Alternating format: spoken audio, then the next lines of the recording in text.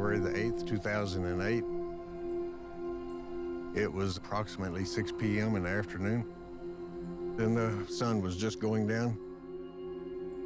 And my buddy Mike Odom called me and says, "You want to come over and enjoy the afternoon? We'll build a campfire up on the hill and just hang out and shoot the breeze." And I said, "Sure can." The second I got out of my pickup, I noticed some lights coming at us at a very high rate of speed. I asked Mike and Lance if they was seeing what I was seeing. They replied back, "Yes, we're seeing it." We saw craft coming from the east going west.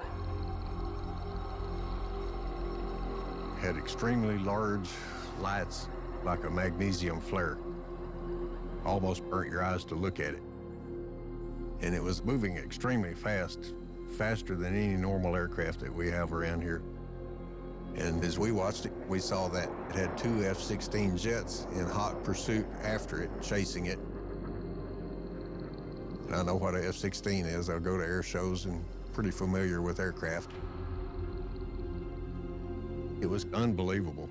It left us all in shock. You know, it was out of this world.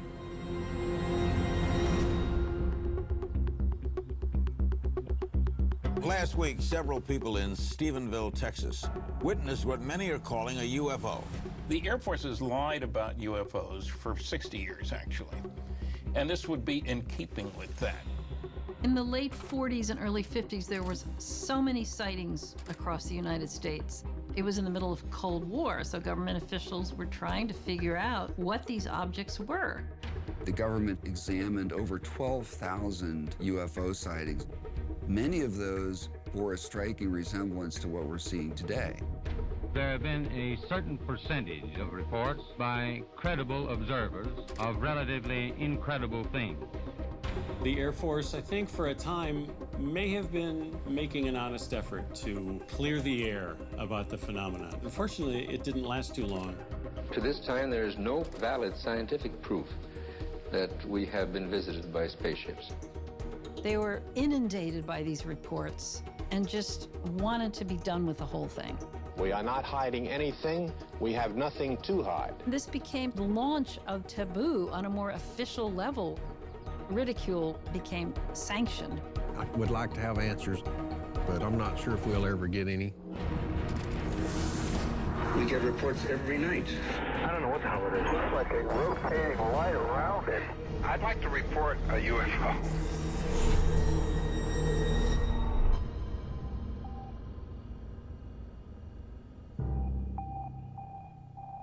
In 2017, two colleagues and I published a story in the New York Times about a secret Pentagon program studying UFOs. The story was on the front page of the New York Times, and it was huge. It was covered everywhere, all over the world. It was like such a sea change for me as a journalist, and also for the issue of UFOs in general. For most people, this was the first time they heard anything about any official relationship between the government and UFOs. But actually, in the late 1940s, the government was really starting to wake up to what this issue was really all about. It's extremely important to understand that the Cold War affected both the perception of UFOs and how it was handled by the military. It's hard for us today to remember what the mindset was, but it was dire. It was life and death between the United States and the Soviet Union.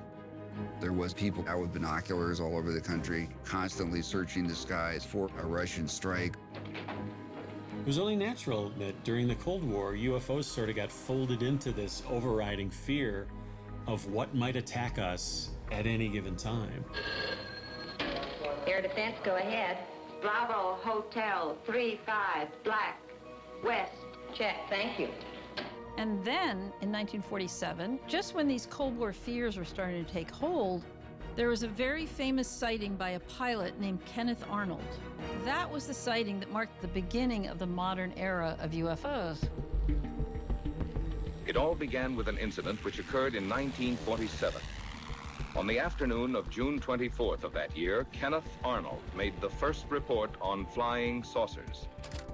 Kenneth Arnold was a private pilot searching for a military plane that had crashed sometime earlier. And he sees, off in the distance, a chain of 9 silvery objects.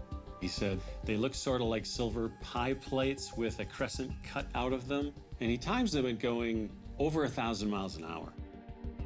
Nothing in 1947 was capable of traveling 1,200 miles an hour, nor did we have any aircraft that looked like this. They seem to flip and flash in the sun just like a mirror, kind of weaving and going at a terrific speed.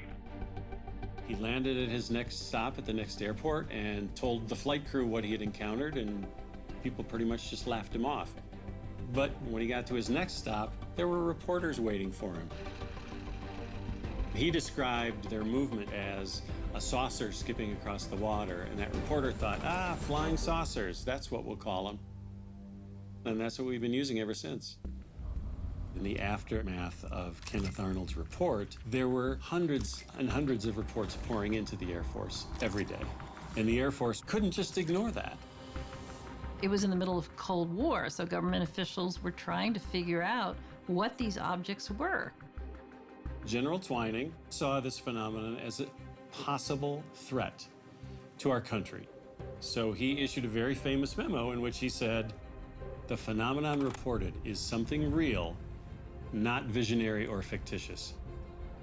Those were pretty big words coming from a general in the Air Force in the summer of 1947. The Twining memo marked the beginning of an era in which the Air Force would become deeply involved with the question of UFOs. The government was put in a position where it had to decide, was it going to engage with this phenomenon? And if so, how much of it was it going to make public? That continued on in the decades that followed, and it impacted all the cases that came decades later. The Stephenville, Texas UFO case is very intriguing to me. In 2008, a large unidentified flying object was observed by a large number of people from the ground. When we first saw it, it had 7 lights across the back of it, all blinking in no particular order. As it approached Stephenville, these 7 lights became an arch shape of 7 lights. And then a brief moment later, they burst into a flame, and it looked to me like the flame was contained in a rectangle box. Somebody had made the comment, well, is it half the size of a Walmart? I said, it's much bigger than the normal Walmart. What made the Stephenville case so interesting was that in a 4-hour period of time, you had dozens of reports of an object. And they all described seeing the same thing. It happened about 12 and a half, 13 years ago. I still think about it quite often. We're still trying to find out and discover what the cause of it was.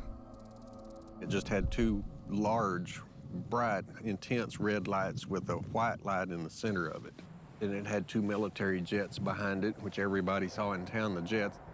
They was running full throttle, but they wasn't able to catch it. There were fighter jets chasing those lights, and the jets couldn't keep up with them. And then it just left. It was gone that fast. What do you think it was? I don't know what it was, but I know it wasn't an airplane. After that, I spoke to probably 200 or 300 people that witnessed it. Business owners, city councilmen, policemen, but no one could say what we saw that night. I called the Stephenville Empire Tribune to see if anybody may have got a visual on it. The editor directed me to a newspaper reporter named Angela Joyner. She interviewed me over the phone, and she started digging deep to help find out what we were seeing. She was hell-bent to find out the truth.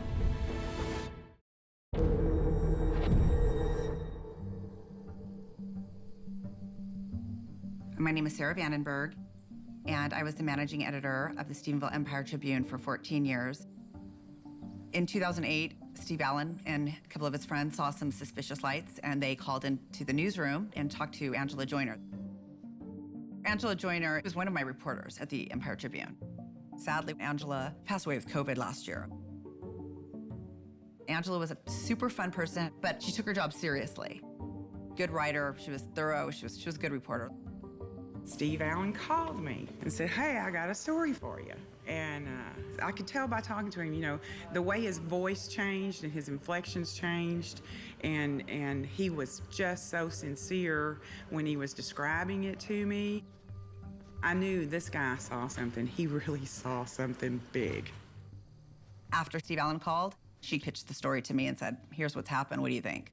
Did you have any concern at that point about reporting on this? Yeah, it just seems like, you know, it's the thought of the little green men coming out of the spaceship. It was sort of tabloidish to me. That was my concern. As a journalist who wanted to be taken seriously, I was afraid that, you know, this would somehow taint my reputation. So I said, put something together and pitch it to me tomorrow evening when I get back to the office, and then we'll talk about it. This sighting was like right here in our core readership area, and I thought, you know, the readers are gonna like this. They're gonna really like this, so. And the people, they know the people in the story. That's another thing. So that was another reason I went ahead and did it. And the editor left early. You have to cut that part. But she did.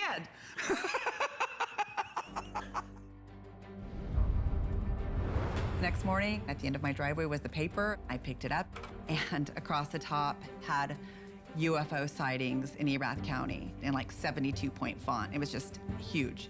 After I had left for the day, the publisher and Angela redid the front page and went to press, and I had no idea. I almost had a nervous breakdown right then. I could not believe that that had happened overnight. 2 hours into my day, I got a call from the publisher. She said, things are blowing up. We've sold out of all the papers we've had.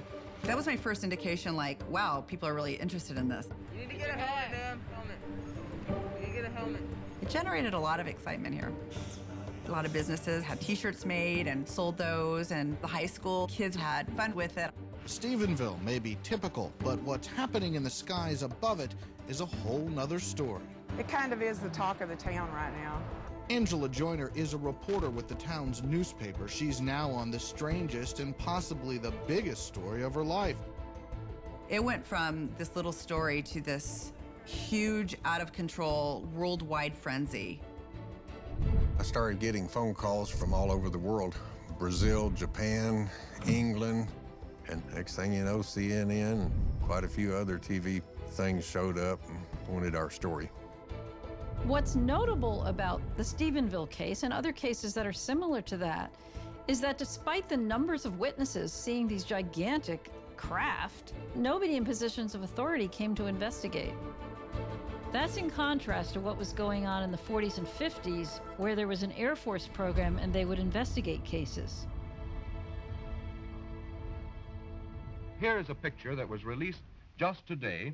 It shows 4 luminous objects in formation in the sky over Salem, Massachusetts. Now here on this map are pinpointed locations where some 30 saucers have been sighted and are still unexplained.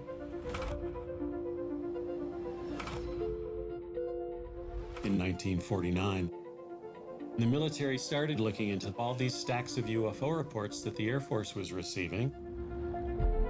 Headquarters, United States Air Forces, issued a directive for a detailed study of flying disc reports.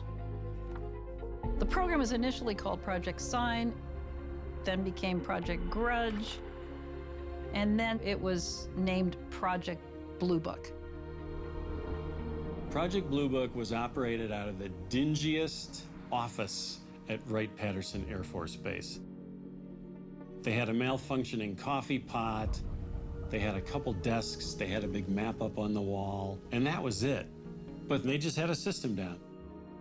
Project Blue Book started as a good faith effort by the government to collect reports and investigate UFOs. When there were big cases, they would sometimes dispatch someone to interview the witnesses. The Air Force was pretty open about Project Blue Book. Major Quintanilla, what are the objectives of Project Blue Book? First of all, to try to determine if the UFO phenomena presents a threat to the security of the United States. And second, to determine if the UFO phenomena exhibit any technological advantage. Alongside the military employees, the Air Force felt that they needed a credible scientific opinion to support their research. Is it in the realm of possibility that there are spaceships someplace in this universe? Well, if you put it in the word, use the word possibility and not probability, then I would have to say, I think as any scientist would have to say, it is certainly possible, yes. J. Allen Hynek was a mild-mannered college professor from Ohio State University. His job was to go through all these stacks of UFO reports that the Air Force was receiving and try to find out what's going on. Project Blue Book examined over 12,000 UFO sightings. Many of them bore a striking resemblance to what we're seeing today. Craft with a similar shape, sometimes the same color, hovering, then shooting off instantaneously at hypersonic speeds. Multiple cases like that. While working for Project Blue Book, Hynek noticed that he was able to explain 80% of cases, but he also noticed that there was about a 20% residue of cases that he hadn't been able to explain away. Allen Hynek came into the UFO project with the attitude, which is there's nothing to UFOs, but he was a good enough scientist to say, wait a minute, I'm seeing reports here that are not easily explainable. The Air Force and their UFO study project may have been making an honest effort to clear the air about the phenomenon. Unfortunately, it didn't last too long, simply because they were just overwhelmed with reports. I looked out the window and there was this black cigar-shaped object. And it approached us, and it turned a blue-green, brilliant light. Balls were ahead of us, and all of a sudden they zapped away from us. This is the Kremlin. Russia today is regarded as a grave threat to our nation, to our freedom, to the peace of the world.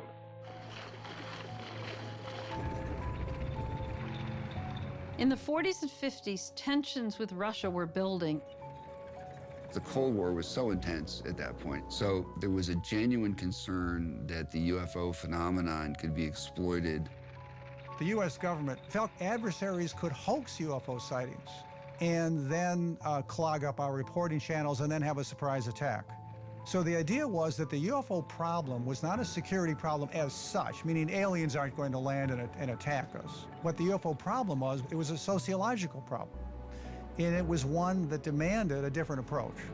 The CIA entered the picture by convening a panel of top scientists to examine the UFO phenomenon. The thinking was that the enemy could exploit UFOs as a decoy in the preparation for an attack on the United States. 5 outstanding scientists and various Air Force and CIA representatives were to meet. Among the panel members was J. Allen Hynek. In 1953, the Central Intelligence Agency formed a scientific panel led by a highly regarded scientist named Robertson to examine this phenomenon and its implications. The Robertson panel was a group of hand-picked scientists who came together to try to determine a way to damp down public interest in UFOs. Dr. Hynek was actually brought in to be a consulting witness to the Robertson panel. The panel members were seated around this table. It was a rather somber and impressive occasion, actually. The mission given by the Robertson panel was essentially to make people stop filing UFO reports. They proposed 2 methods to damp down public enthusiasm. One was through debunking. The second one was through education, teaching people to explain UFOs in other ways than something extraordinary. It was an extremely important moment in the evolution of how government was going to engage with this topic. This became the launch of taboo on a more official level where it was becoming policy in a way. Ridicule became sanctioned. The Robertson panel conclusions seemed to have a big impact on Project Blue Book. The project began to dismiss as many cases as possible and provide sometimes ridiculous explanations for them, just have an answer and make them go away. Hynek's job became going through all these UFO reports and explain them away as natural occurrences. Comet, meteor, shooting star, sundog, eclipse. I would say the great majority are balloons, meteors, satellites, aircraft seen with the sun glinting off of them, generally quite usual things seen under unusual circumstances or surprising circumstances. Dr. Hynek did his job very thoroughly. Allen was a fellow trying to please the Air Force and what they wanted. Hynek would have a bunch of reports dropped on his desk, and he would explain them all away. If a report said probable airliner, they would cross out probable and just say airliner. That's what the witness saw. It was kind of an insult to the intelligence of the American people. Hynek had taken the job for the extra money. Struggling young professional with a growing family, of course he's not going to turn down work. But behind the scenes, Hynek gradually realized that this was a scientific problem, but he wouldn't go out and state it publicly. He didn't want to do that because it would have been what the Air Force didn't want him to do. Even though it took place in 1953, the Robertson panel was so potent in terms of its desire to clamp down, to ridicule, to debunk, and to, quotes, educate people to interpret UFOs in other ways, its legacy carried on through the decades, and it impacted cases like Stephenville and other cases of the time. All right, stand by. Last week, several people in Stephenville, Texas, a small rural town of about 15,000, witnessed what many are calling a UFO. In Selden, Texas, is Steve Allen. Also there is Angela Joyner, staff writer for the Empire Tribune, the local newspaper in Stephenville. Angela, what are some witnesses telling you? The thing that I hear over and over and over is how bright the lights were. So I think there's been a lot of consistency in the spottings. It was Angela that started digging deep. She was hell-bent on trying to find out what we saw and what happened, and it almost consumed her. The incredible thing about the Stephenville sightings was that witnesses reported seeing F-16 fighters pursuing this object. I heard this really, really loud noise, and I ran out the front door, and there were fighter jets chasing those lights. Angela wanted to know what the Air Force knew about the two F-16s and what we saw. So she got in touch with the Naval Air Station in Fort Worth and talked to a Major Carl Lewis. And Major Carl Lewis said, we didn't have any aircraft in your area at that time. I feel like we wasn't given the truth in the military. It didn't seem like they was interested in any questions. Then on about the 10th day, the military issued a press release. Now, in a plot line that's out of the X-Files, Air Force officials are saying they concede they had F-16s over Stephenville, Texas on the evening of January 8th. Major Carl Lewis says there was an internal communications mistake. Well, there was an error that was initially reported, sir, and we went and corrected that error as quickly as possible. The plot thickened, but the Air Force wouldn't say why. They did, in fact, have F-16s in the area. Angela Joyner says that the Air Force's admission that it did indeed have fighter jets, as reported by the witnesses, bolsters their story all around. Military coming out with this at this point just is going to fuel the fire for, okay, there is something going on, now what is it? We thought their attempt to try to explain it away was terribly strange. We had more questions than answers. UFO reports, hoax or serious sightings, wind up here at Wright-Patterson Airfield in Dayton, Ohio. The Air Force Investigative Unit is known as Project Blue Book. In the wake of the Robertson panel, Project Blue Book was investigating these civilian reports as a way to tamp down public concern. For example, in Michigan, there were at one point a large number of sightings by people in a community there, and Walter Cronkite, the arbiter of truth for many Americans, covered the story. The great flying saucer mystery of 1966 began here, near Dexter, Michigan, late in March. As I turned around to come back on the porch, I looked to the north of me and looked like a fallen star radar. It was red and kind of coming down. And Frank Manner's UFO remained over his swamp more than 4 hours. 40 miles away, another swampland and another UFO sighting. I believe I saw it, but I can't fathom it because it seems so unreal. This was a huge national story. Everyone was demanding that Blue Book solve the case. And so they called in Hynek, his Air Force Project Blue Book boss, said, get out there and put a lid on this. The Air Force sent its chief scientific consultant on UFOs, Professor J. Allen Hynek, to check the Michigan sightings. The illusion of motion frequently is given by the fact that a little bit of swamp light appears here, it goes out, another one appears over here, that goes out then, but the illusion as viewed from a distance is that the objects have moved back and forth. And sometimes this gas will gather into a ball and actually float away.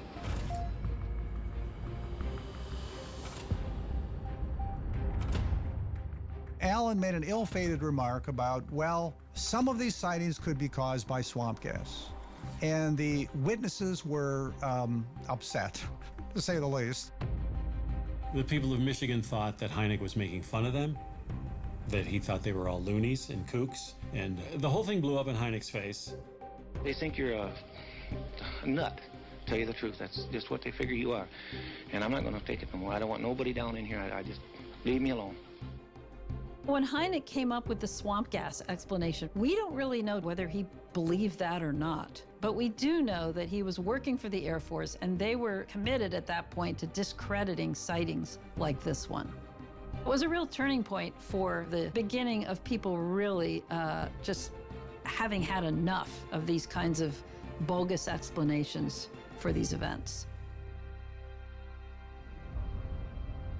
Following the swamp gas incident, the public was outraged, and even members of Congress became involved.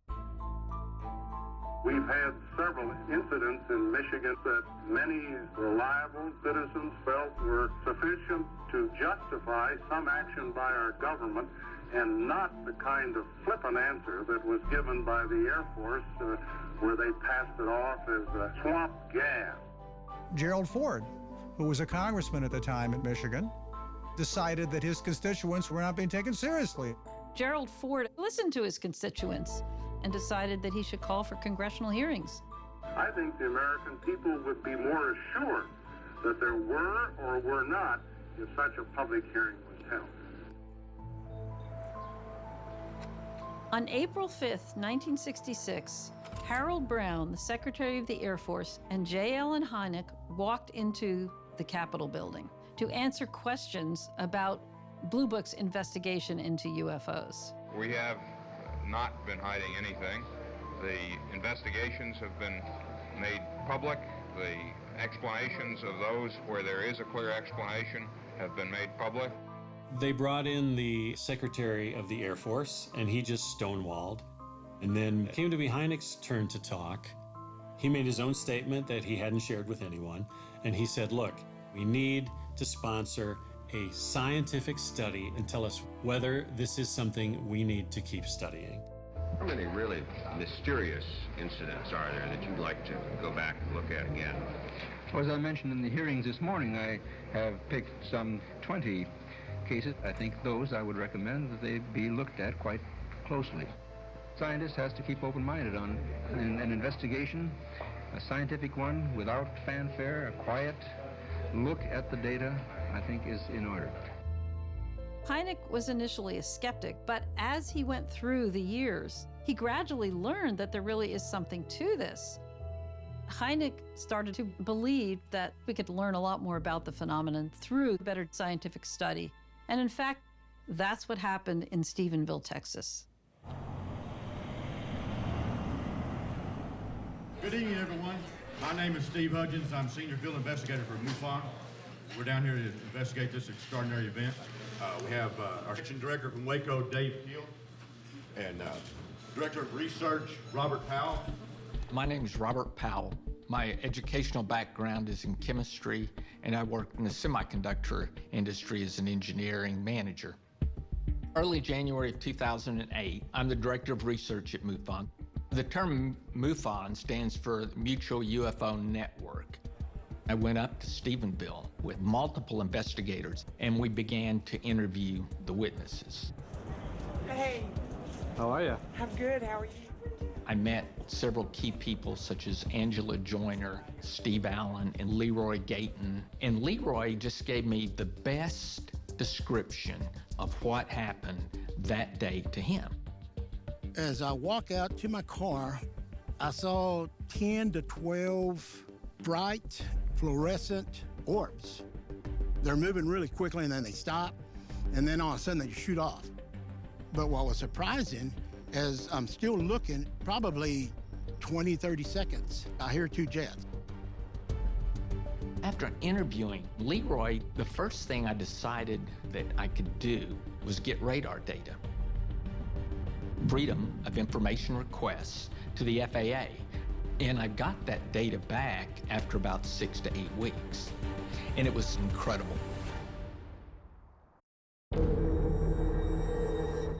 Good morning. My name is Robert Powell. I'm the Director of Research with the MUFON organization. We obtained radar data from the Federal Aviation Administration in the Stephenville area. I talk about this a little bit on the screen here.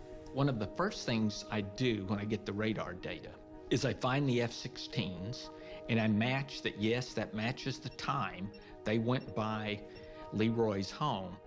Then I look on the radar data for unknowns. And I find 2 miles south of his home, just like he told me, objects on radar that are basically stationary, just like he said.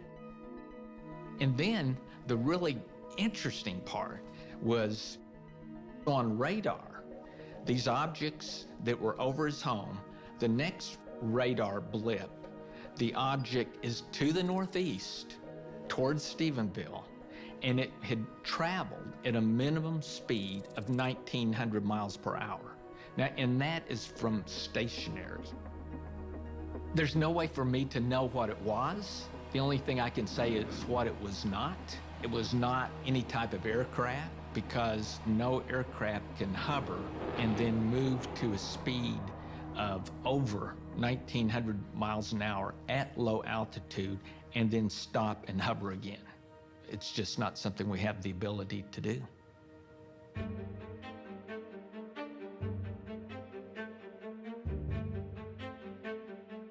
There are so many UFO sightings, and the vast majority of them can be explained. But then there are those that involve mass sightings of something really unusual, and in those cases, people deserve an investigation by the officials. In the aftermath of the swamp gas case, the government decided to fund a college research program of the UFO phenomenon. At the time, the Air Force was trying to find a way to get out from under the burden of having to investigate UFOs and comment on this. And so a scientific panel was established to investigate and assess the issue. It was led by a Dr. Robert Condon. The Air Force has turned to the University of Colorado to investigate unidentified flying objects. And they've asked Dr. Edward U. Condon to head the project. How do you propose to go about studying this particular phenomenon? We'll pick certain selected cases that seem especially interesting and go out and try to learn more about them in those few in greater depth. The guy who was leading it, Professor Edward Condon, had no interest in the subject and had to be talked into it. So you have a professor who was not looking to do a project, that was given the project, and things didn't go well.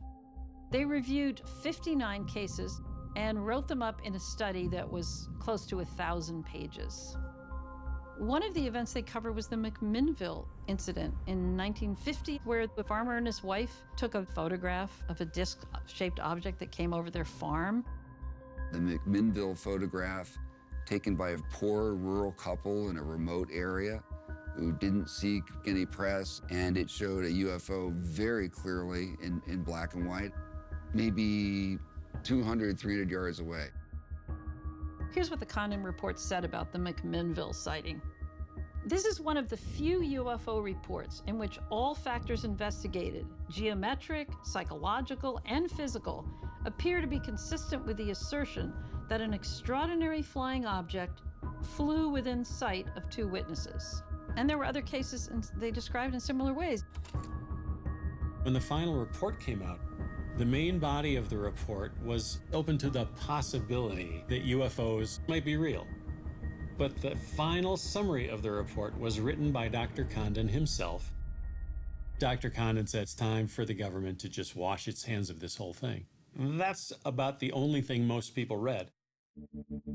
The Condon report concluded in 1969 this was not a threat to national security, there was no indication of extraterrestrial connection, and there was likely no benefit scientifically from continuing to study this phenomenon. Dr. Robert Condon was somebody that was strenuously opposed to the idea that UFOs could be alien craft of any kind. So from the outset, he had his mind made up.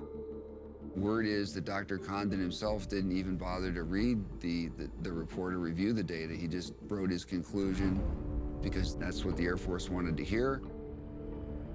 Condon was definitely the nail in the coffin for Project Blue Book. The Air Force had been involved with looking into UFOs for more than 15 years. They were inundated by these reports, frustrated, and just wanted to be done with the whole thing. The result was the Air Force said, well, we don't need to follow this anymore. So they used that as a rationale to close down Project Blue Book. Shortly thereafter, Dr. Alan Hynek renounced the whole process and the way the Air Force handled it. Some of us who followed this whole phenomena became interested in the Condon report. What's your feeling about that? Well, my feeling is that the Condon report was a travesty on science. You don't feel they presented a fair picture? The Condon committee was unable to explain 1/4 of the cases that were submitted that they studied. Our guest tonight is one of the world's foremost authorities on unidentified flying objects, Dr. J. Allen Hynek.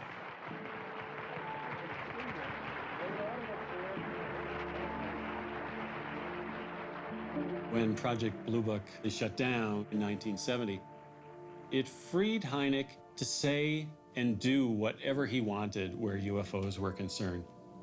Dr. Hynek worked nearly 2 decades on Project Blue Book, and during that time, in the data that Project Blue Book had collected, the cases were still breaking down in that very same 80-20 ratio. He was able to explain 80% of them away. He was not able to explain 20% of them. And now he started to worry about that. He was a scientist and he saw a trend, and he thought that might mean something. If these things didn't fit patterns, then there's no way of studying it. But when you get reports from Australia, Japan, France, then you have to say, well, either there's a virus going around that's causing everybody to become crazy at the same time, or there's something to it. Hynek was finally free to start investigating what UFOs are in any way he wanted.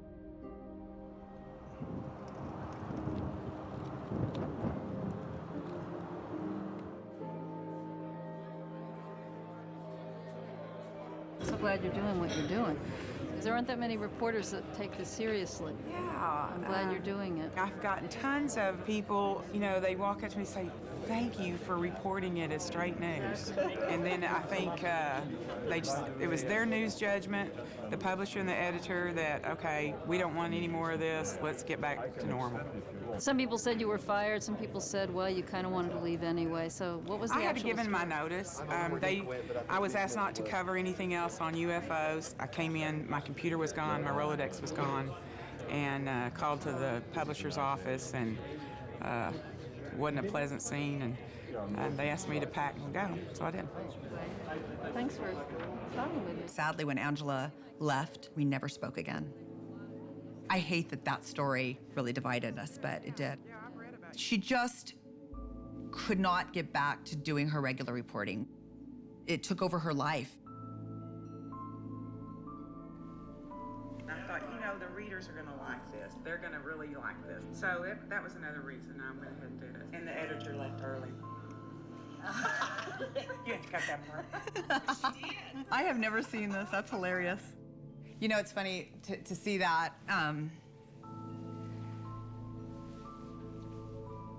Sorry, I haven't seen Angela in a long time. And she loved that story. And, you know, I look back on that time and I think I was so wrong. And I thought I was so smart, and I was so wrong because they had the foresight to see something that I couldn't. And people did love that story. It was fun for them.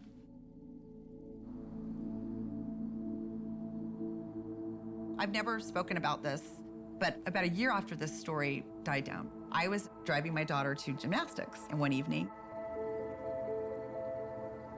it was dusk, and I saw the exact same thing that everyone else had been talking about the year prior. A big thing with the lights, the clear lights that kind of were all over the place. They went straight line, and it took off. And I get goosebumps now, even just remembering it.